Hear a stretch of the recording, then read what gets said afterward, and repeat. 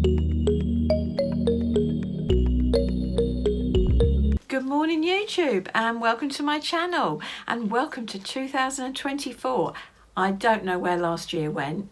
I sort of got lost in the garden and family and everything, so forgot to video.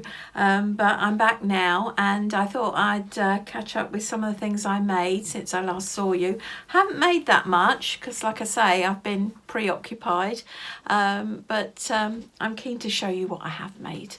So I'll start off with the dress I was making for Sienna. So I'll put a picture up here of her in the dress. Now this was made using the Once Upon a Time patterns that I've got, and I've made other dresses as well. So I'll put them up there that I made. I made the Elsa dress for my other granddaughter, and a wedding sort of dress for her as well. And this time I made this dress for Sienna, which it's a bit like a Maid Marian sort of dress. She'd seen this fabric in my fabric store, and she's seen a picture, and she said, I want this dress.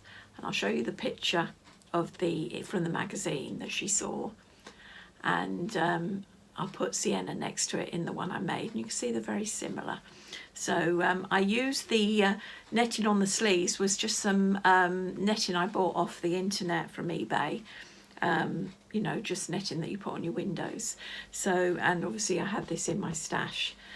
So I think because this isn't stretchy and the pattern calls for a stretchy back, I actually adapted the pattern and made it open from the waist up the back, and just put some little loop and buttons there so that she could get it on and off.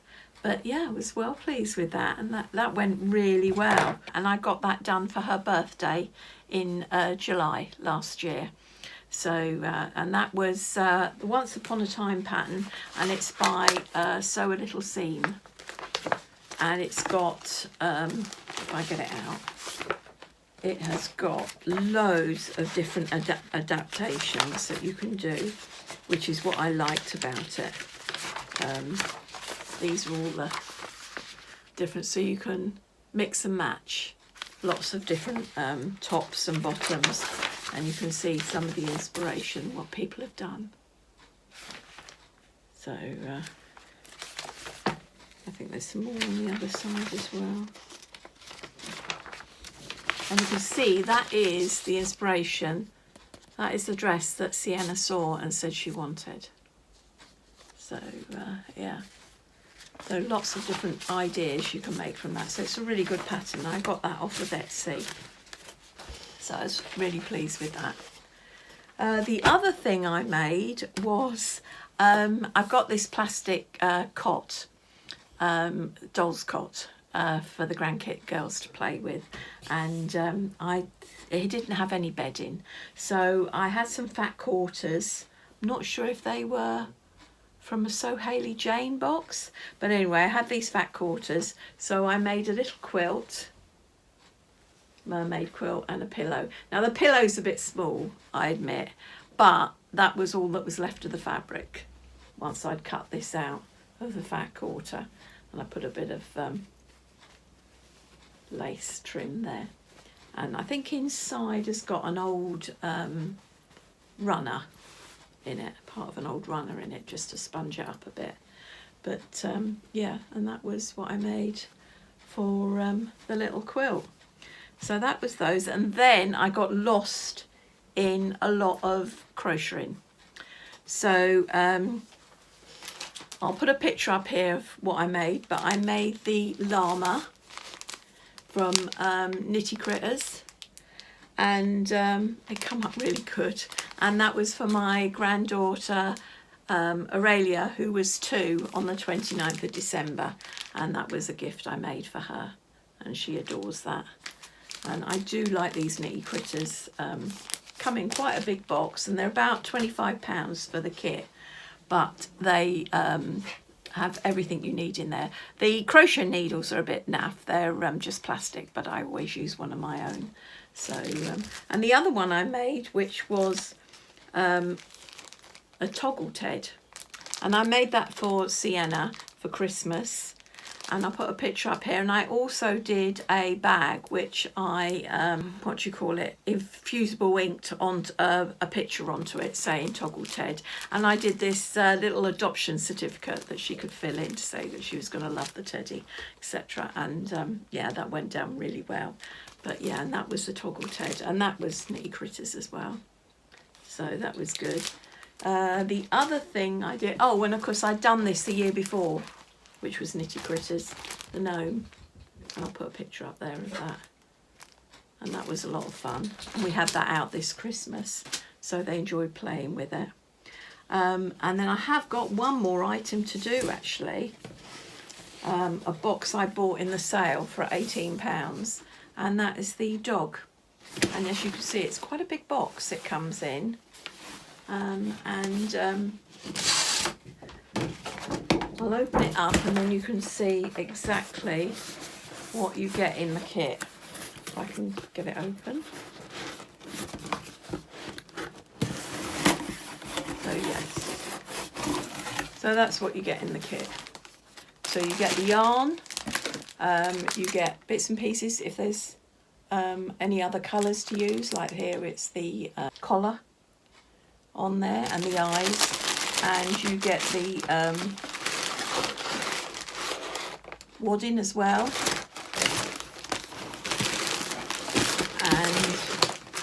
and these are the hooks I was talking about, you see.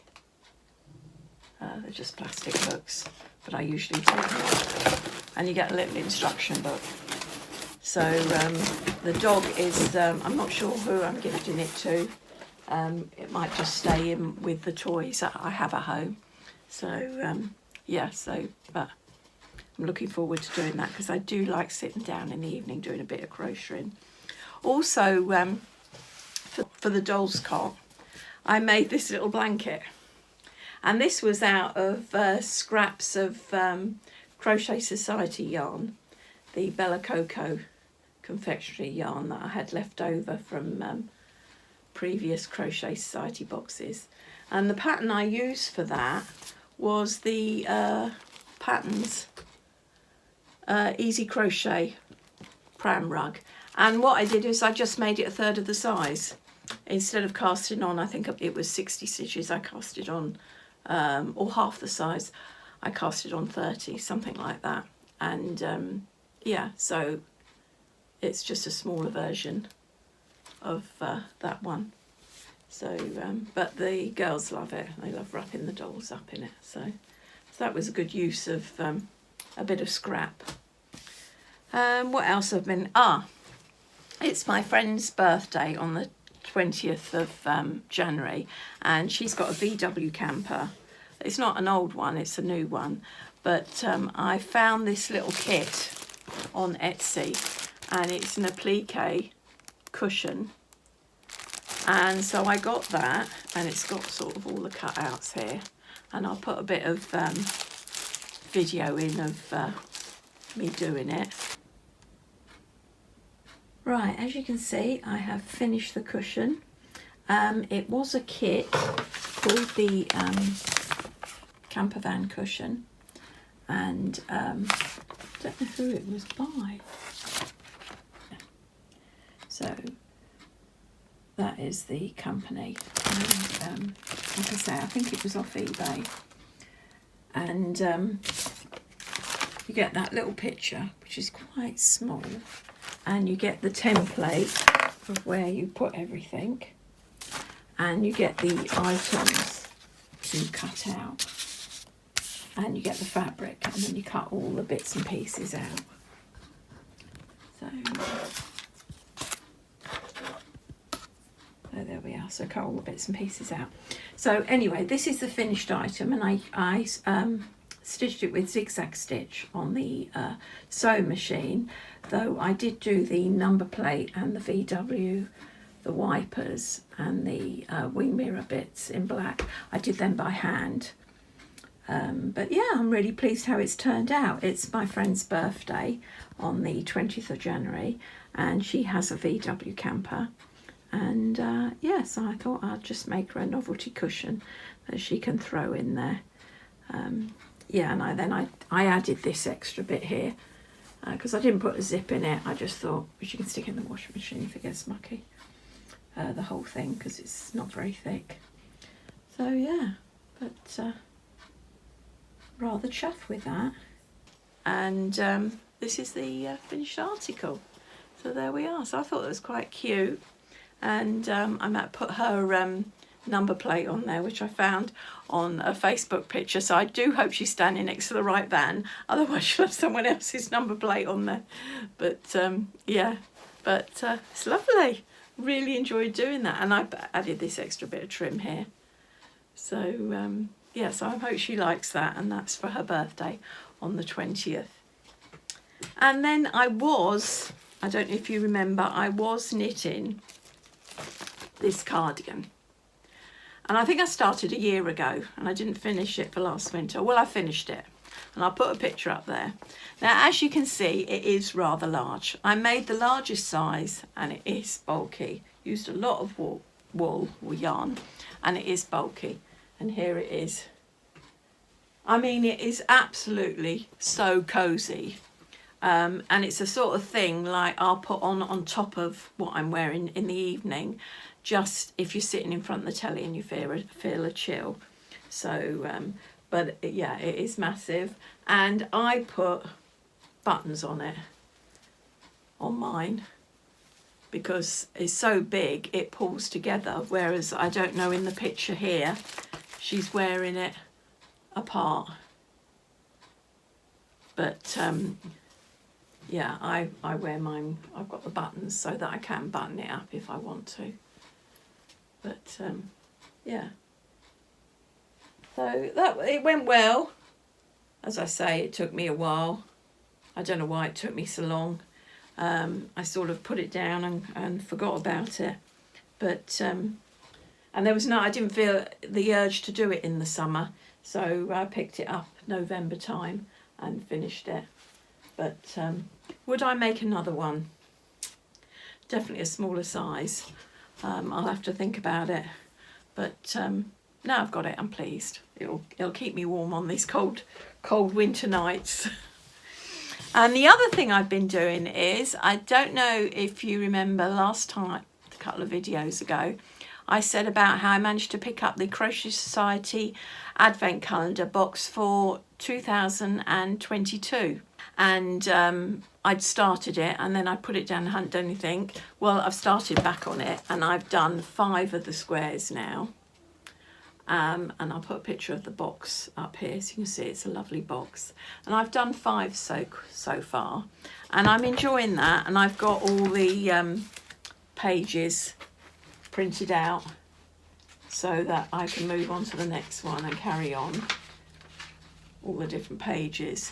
And I'll put a picture of how it's meant to look when it's finished. I'll admit to this, I did buy the 2023 box in October last year. I ordered it. And when it arrived, I thought, this isn't for me.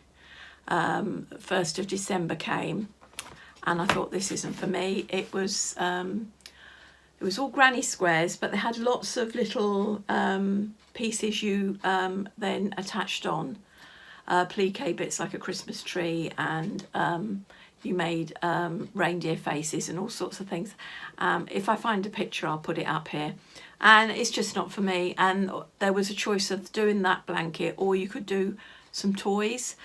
And it was just all looked very fiddly. And I thought, this isn't my sort of thing. So I put it on eBay and I sold it for what I paid for it. So I was quite happy with that. I mean, I would do another box, but not a pattern like that.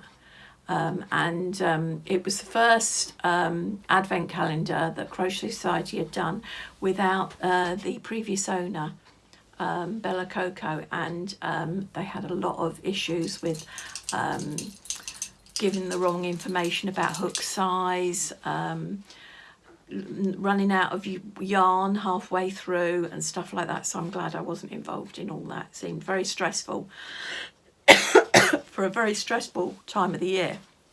So, but I would do it again next year if, well, this year, if one comes up that I like. So hopefully now that I'm fully retired, I retired this year, collect my pension in a couple of weeks, and I'm not even looking at the grandkids. I'm fizzling out. I have been looking after them on and off, but it's now fizzling out to just the odd time during the school holidays. So I have got plenty of free time, and I'm going to be spreading that between my crafting and my garden, because I'm very keen to sort my garden out. I got a greenhouse last year, and I'm really keen to see it, sort it out and get it really nice. I'm going for a sort of a jungle theme. And there'll be lots of things to do in the garden that are crafty, a crafty side, you know, sewing banners and cushions for the outdoor furniture and stuff like that. So there'll be a lot of that. But if you do want to see the garden, then check out my other channel, Julie's Garden Retreat. I think there's a link below. But thank you very much for watching. I hope you had a lovely Christmas, and wishing you all a very happy new year. Bye for now.